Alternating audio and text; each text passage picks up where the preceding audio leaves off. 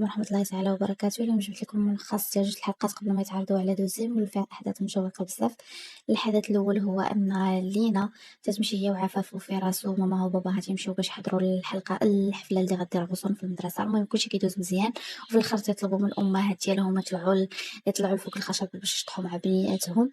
ولكن لينا كيف العادة شوهات غصون مسكينة جرجراتها فوق ديك الخشبة ديال المسرح، جالسة تتشطح معاها بواحد الطريقة غريبة اللي خلات الناس كلهم يستغربوا. كلشي تيقول اش هاد المراه شادي الناس كلهم ما عجبتهمش المهم لينا. في الاخر دخلت عفاف هي اللي فكات المشكل وحيدت لها البنيه من يديها. الحدث الثاني هو ان عفاف تتكون هنايا فرحانه بزاف، حيت دوزت هي وفراس ليله زوينه بزاف، ليله بحال جميع الازواج، ليله رومانسيه زوينه، اخيرا تجمعوا في الفراش. كانت ليله زوينه بزاف، ولكن يا فرحه ما تمت. لينا تدير لهم واحد المفاجاه خايبه بزاف، انه فاش تتفيق عفاف من النعاس تمشي للغرفه ديال الغسول ما كتلقاهاش.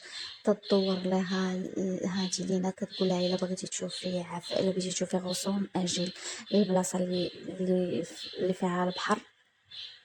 المهم تتمشي عفاف بالزربه كتهز الطوموبيله ديال فراس، تتمشي تتبعها، تتمشي عندها، تتقول لها ما تقولهاش خويا، تتمشي عندها. هنايا تتبان غصون ولينا هما في البحر، تتقول لها يلا بنتي نمشي انا وياك لواحد العالم زوين بزاف، نمشيو ونموتو ونخليو هاد الناس كلهم. المهم كتقنع بنتها باش ترمى معاها، بنتها ما تتبغيش، تجي عفاف تتبغي تنقض غصون. في الاخر عفاف كتنقض غصون، ترميها تتحيدها لماماها، ولكن لينا كتشرع عفاف وتطيح هي وياها في البحر. فهاديك اللقطة هي فاش كيوصل الفراس. بالنسبة للناس اللي بغاو يتفرجوا في الحلقة كاملة راه خليت لكم واحد الرابط في التعليق، دخلوا تفرجوا في الحلقات، كاينين تقريبا شي 4 الحلقات. الحلقة اللي فاتتكم تفرجوا فيها، وشكرا بزاف.